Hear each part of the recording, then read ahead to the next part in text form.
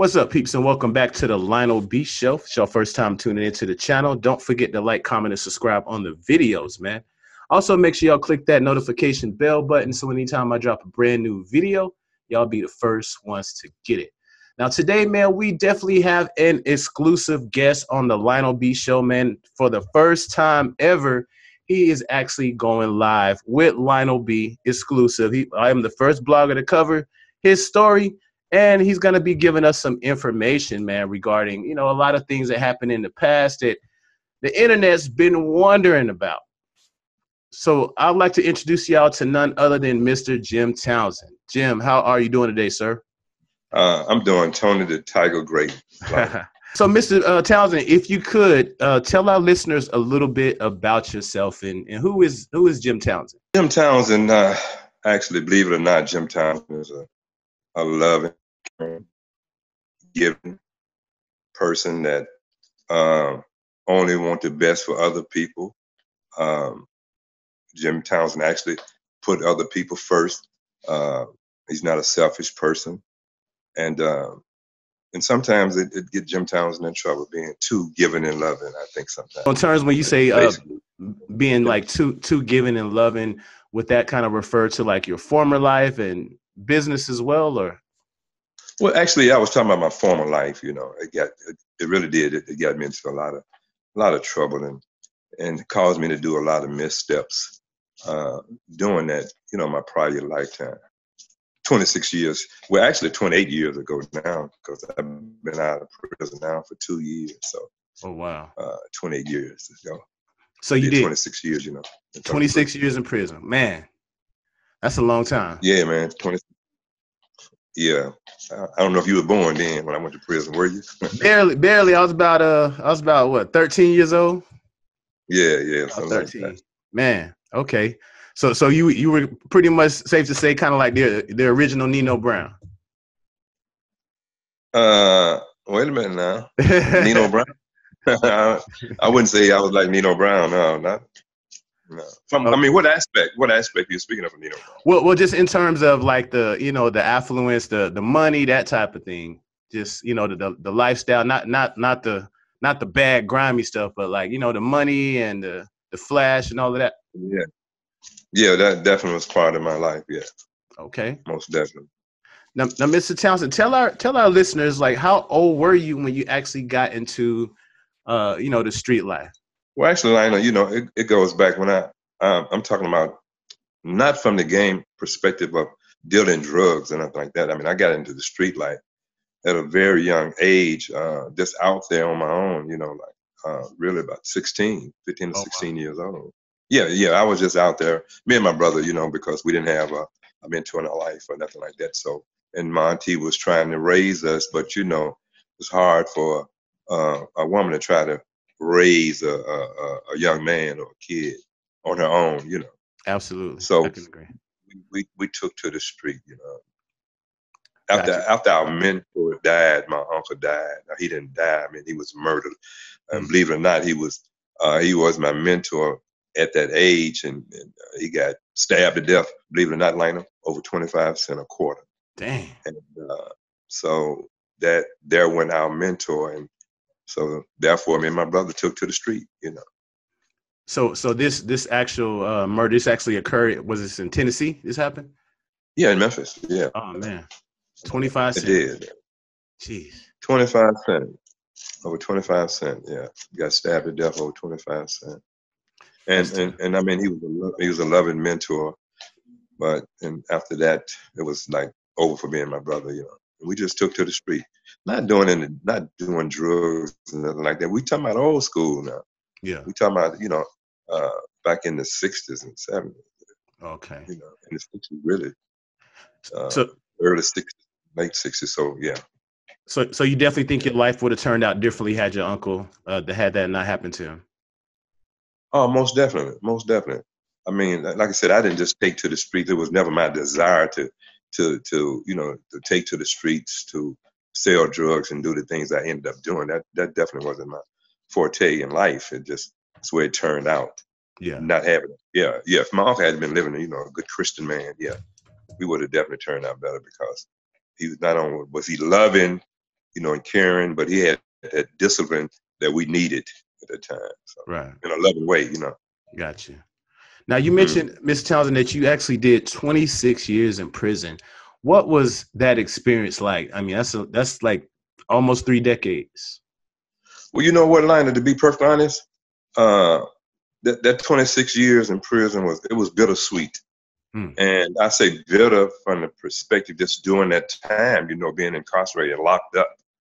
Uh, because we as human beings, I don't think God created us to be locked up, like some animals. Yeah. But that was the bitter part of it. But I guess I can say the sweet part of it, because at that particular time during my lifetime, uh, probably if I hadn't got locked up, I'd have probably uh, been dead, or I'd have been doing time for murder. You see what I'm saying? It was Yeah. do or die at that particular time, the junction of my life. So it was a bittersweet perspective.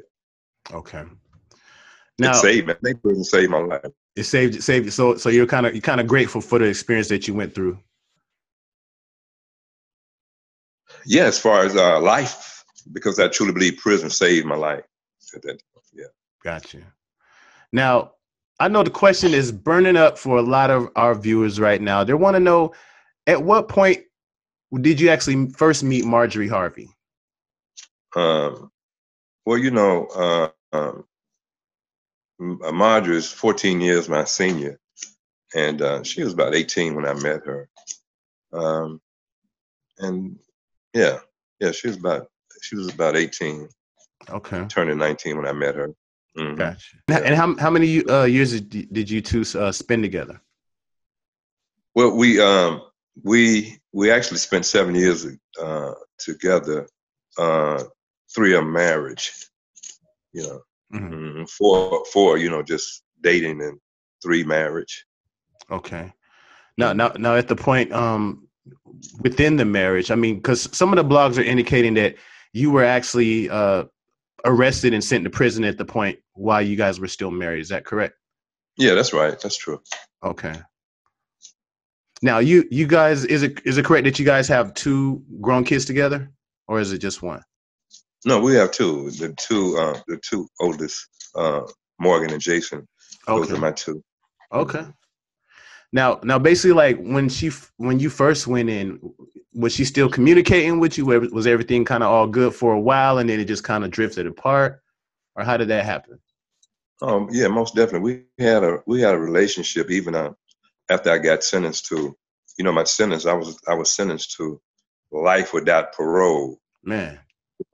Yeah, for a nonviolent drug crime. So mostly political. But yeah, we during that time we were friends.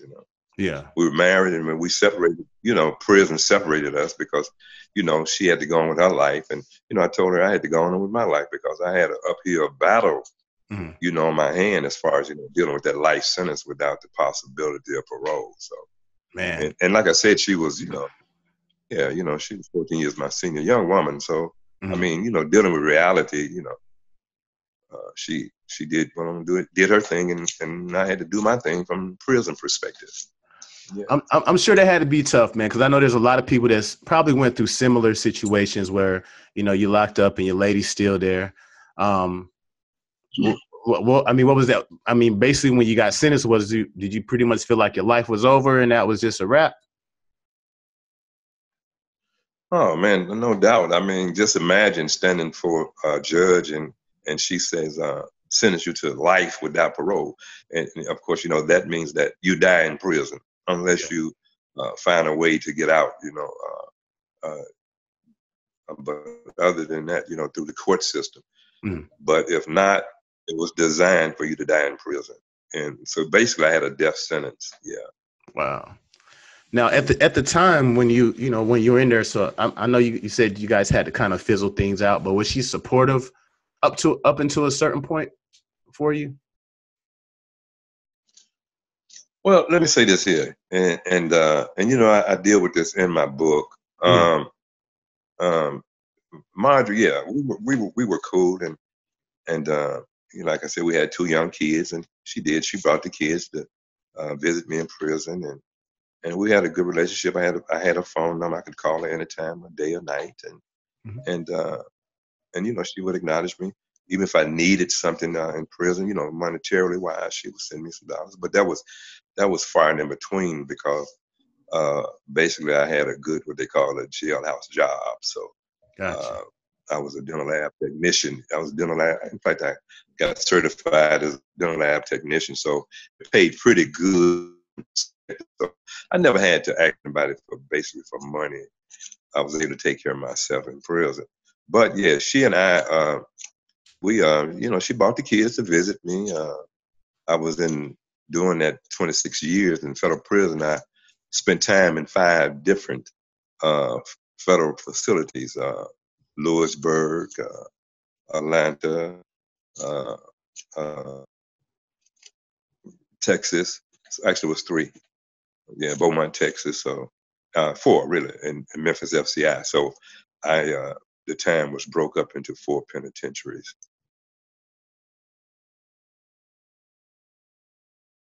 Reduce or eliminate the appearance of open cuts, scars, stretch marks, rashes, eczema, and more with X Moisturizer Solution, an all-natural African shea butter with honey and other essential oils. Guaranteed results for skin, hair rejuvenation, beard maintenance, and more. Works great for men and women. Visit xmoisture.com and purchase yours today. Are you looking to buy a car? Are you looking to buy a used car, new car, and get the best price? Well, on Car Marshall's website, all you have to do is click the link in the description down below, type in your zip code right here, and it will connect you to the nearby sellers who will sell you a new car or a used car.